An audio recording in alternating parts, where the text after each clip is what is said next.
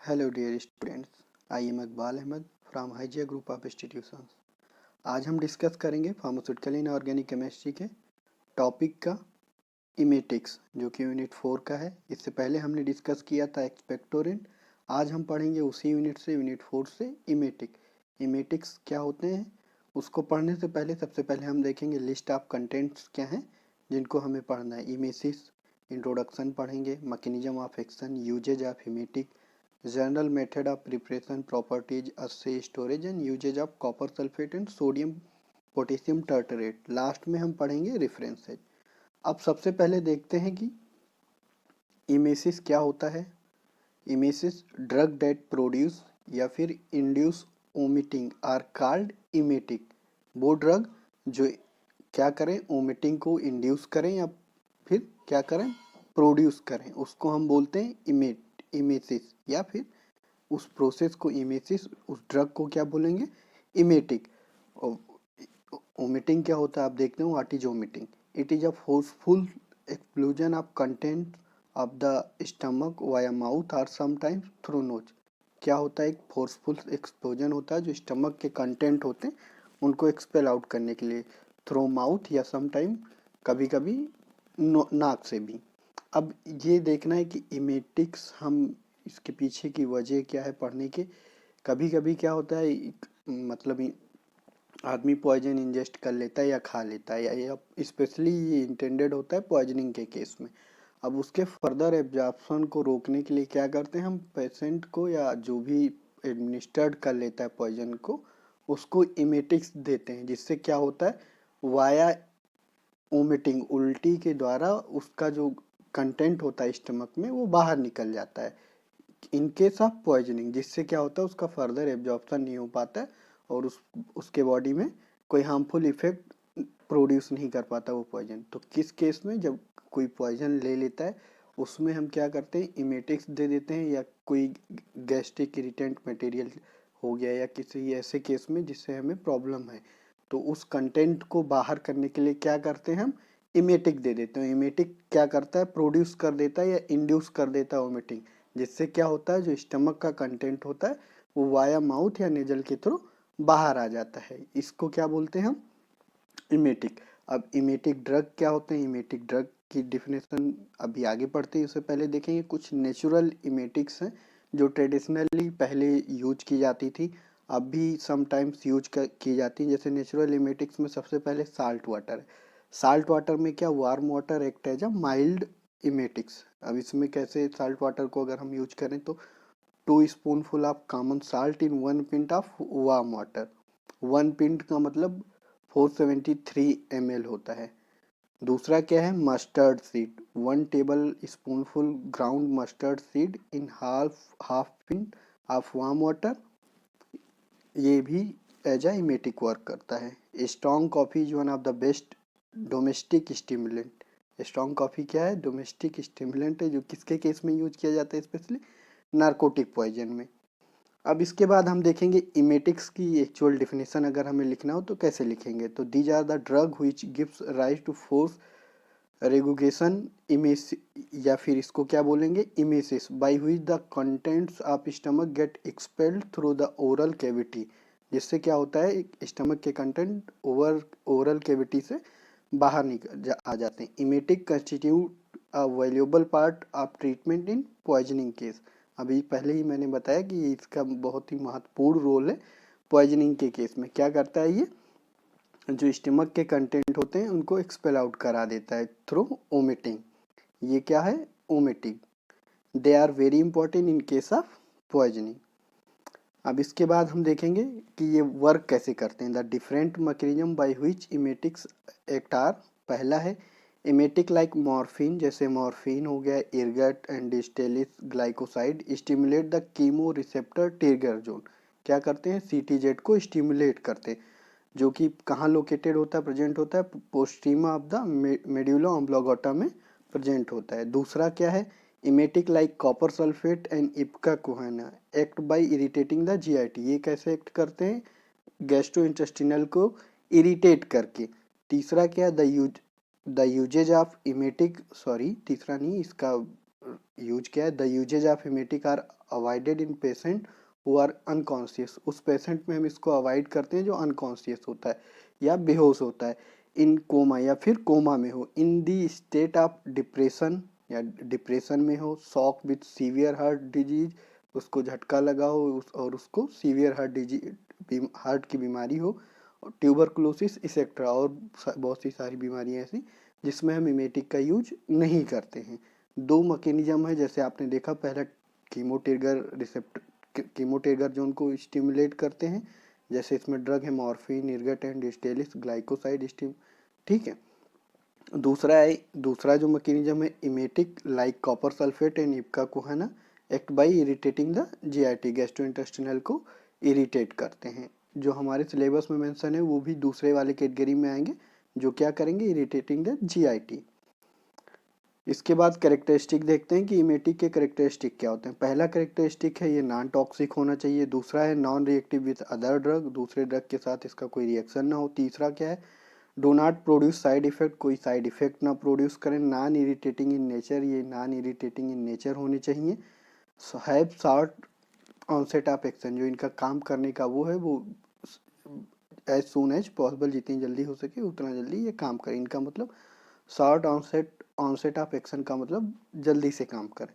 Examples हैं कुछ emetics के, जैसे copper sulphate, sodium potassium tartrate, antimony potassium tartrate, ipecacuanha, morphine etcetera, और भी ड्रग्स हैं जो एज इमेटिक्स वर्क करते हैं। इसके बाद यूजेज ऑफ इमेटिक्स, सबसे पहले हमने अभी बताया कि most of the cases poisoning में यूज करते हैं इमेटिक्स का। Emetics are sometimes added in cough preparation in low dose to stimulate the flow of respiratory tract secretion। किस में ऐड किए जाते हैं, कफ सिरप में, जिससे क्या होता है लो डोज में ऐड किए जाते हैं, जो स्टिमुलेट करते हैं किसके, flow of respiratory tract secretion. जो हमने स्पुटम के सिक्रीशन को बताया था इससे पहले एक्सपेक्टोरेंट में, उसके फ्लो को क्या करते हैं, इंक्रीज कर देते हैं। अब पढ़ेंगे सिलेबस में मेंशन कंपाउंड, जो हमारे दो कंपाउंड है। सबसे पहला कंपाउंड है कॉपर सल्फेट। कॉपर सल्फेट का मॉलिक्यूलर फार्मूला आप देखिए CuSO4 है, 5H2, मॉलिक्यूलर वेट होगा इसका 249.7। Copper sulphate should contain 98.5 to 110% of copper sulphate. इसको प्रिपेयर कैसे करेंगे, दो मेथड है। पहला मेथड है it prepared by either roasting copper containing sulphide arc in presence of air or heating copper and sulfur in a furnace. A mixture of copper sulfate and copper oxide obtained, which is further treated with dilute sulfuric acid. The resulting solution is filtered, concentrate and allowed to undergo crystallization के लिए। दूसरा method क्या है, it can also prepared by the reaction of granulated copper and sulfuric acid in the presence of air। जैसे आप reaction देख सकते हैं, कॉपर को लिया है प्लस H2SO4 सल्फ्यूरिक एसिड को in the presence of air, और हमारा क्या बन के आ गया, मिल गया हमको कॉपर सल्फेट मिल गया प्लस 2H2O। ये हो गया दूसरा मेथड। अब इसका अस्से कैसे करेंगे कॉपर सल्फेट का, ये देखते हैं अस्से कैसे होता है। The underlying principle of assaying copper sulphate is that copper sulphate and potassium iodide react together to form an unstable cupric iodide. Further, the cupric oxide decomposes to yield cupric iodide and free iodine.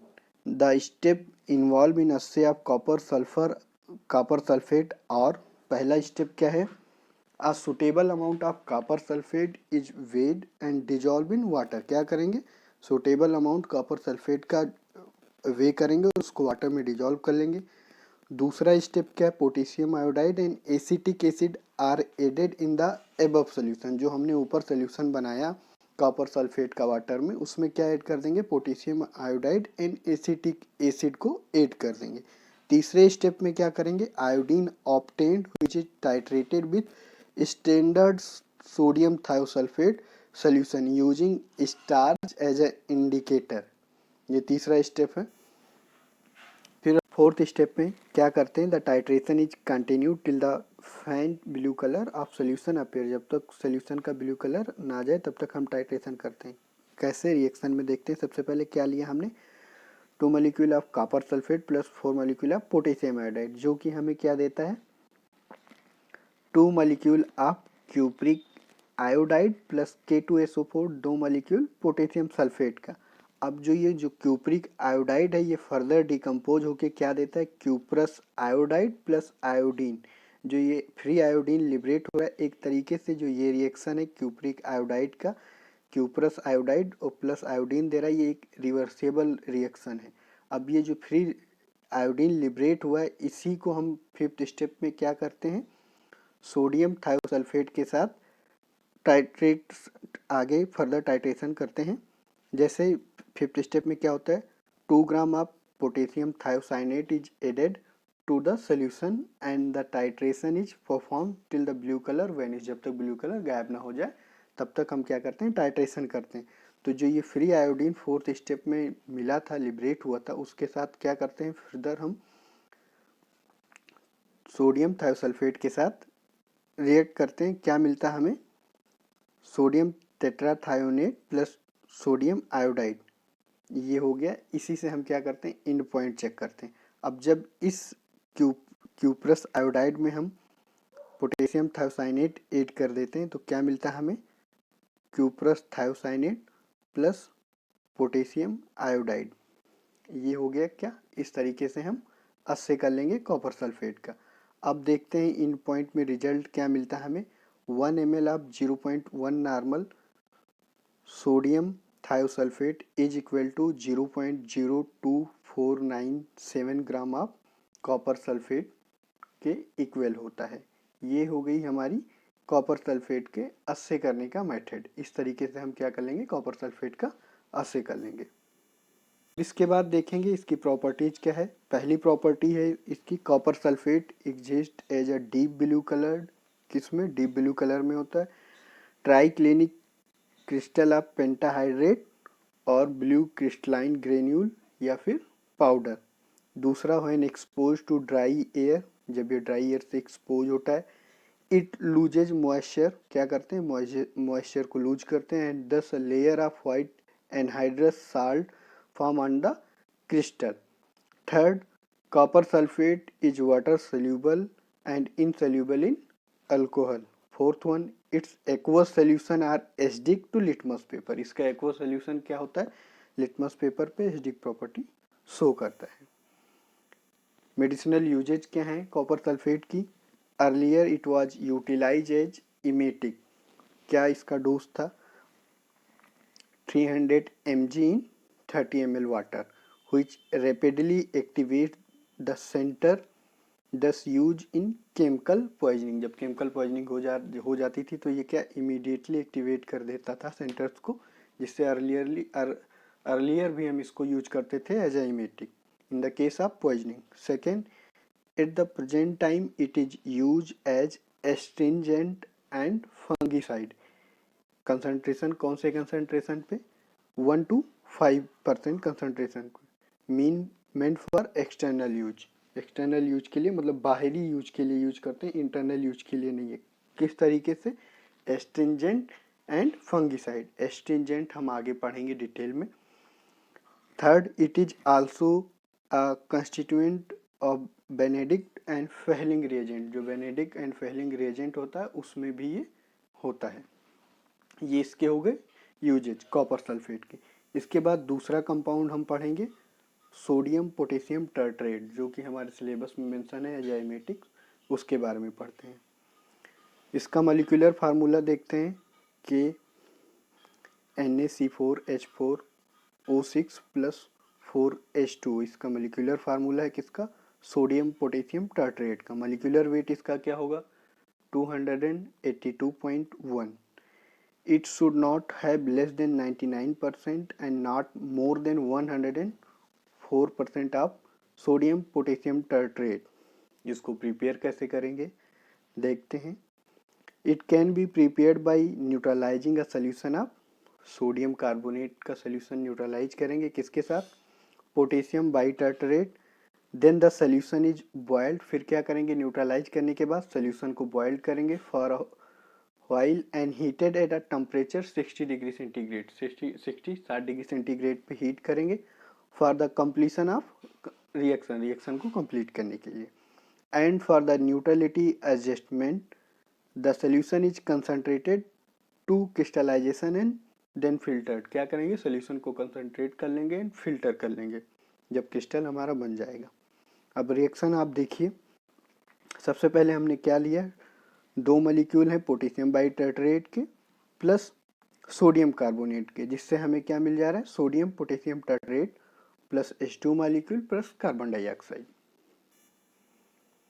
अब इसकी properties क्या हैं sodium potassium tartrate की, it is slightly warm and in dry air, क्या होता है, गर्म हो जाता है ड्राई एयर में। It loses its water content rapidly, ये अपने वाटर कंटेंट को रैपिडली लूज करते हैं। Generally the crystal are coated with a white powder, जो इनके क्रिस्टल होते हैं इनको किससे कोट करके रखते हैं, वाइट पाउडर से कोट करके रखते हैं। It is tartar with minimum concentration of tartaric acid and about 68% of total content. ये इसकी प्रॉपर्टीज हो गई, 2 प्रॉपर्टीज। इसके बाद इसकी मेडिसिनल यूजेज क्या है, it is use as emetic for removing the toxins या toxic substance from the body in case of poisoning के केस में क्या यूज करते हैं एज इमेटिक। दूसरा क्या यूज है इसका, it is use as saline cathartics को भी डिटेल में पढ़ेंगे, सिलेबस में मेंशन है, ठीक है, लेग्जेटिव परगेटिव के उसमें आप पढ़ेंगे टॉपिक के अंदर कैथार्टिक्स क्या होते हैं, for the use for constipation patient के लिए या ब्लीडिंग हीमोरॉइड के लिए यूज करते हैं। डिटेल में हम इसको डिस्कस करेंगे आगे सिलेबस में। अभी ये हमारा इमेटिक्स की sodium potassium tartrate as a emetics use हो रहा था, जिसके बारे में डिटेल में हमने पढ़ा। अब कुछ रेफरेंस देखेंगे जिनसे हम मोर स्टडीज कर सकते हैं। पहला है P Gundurao inorganic pharmaceutical chemistry 3rd edition. दूसरा ML Shroff inorganic pharmaceutical chemistry 3rd one, Anand and Chatwal inorganic pharmaceutical chemistry, GR Chatwal pharmaceutical chemistry inorganic, Mohammed Ali textbook of pharmaceutical chemistry 1st inorganic. ये कुछ रेफरेंस हैं जिनसे हम फर्दर देख सकते हैं अपने इस टॉपिक को। Thank you for attention.